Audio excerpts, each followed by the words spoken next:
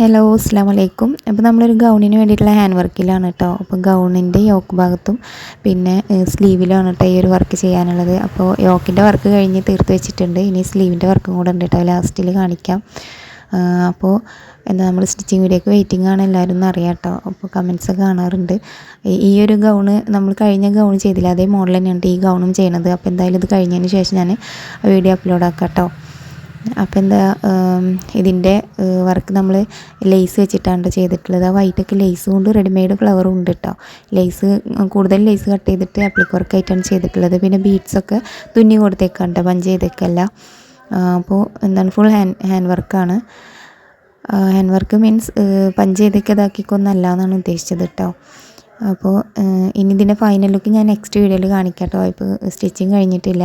അപ്പോൾ ഈ ഒരു തിരക്കിലാണ് ഇതിൻ്റെ ഈ ഒരു വർക്ക് ഒന്ന് കാണിക്കാൻ വേണ്ടിയിട്ട് വന്നതാണ് കേട്ടോ. അപ്പോൾ ഇനി നെക്സ്റ്റ് വീഡിയോയിൽ കാണാം.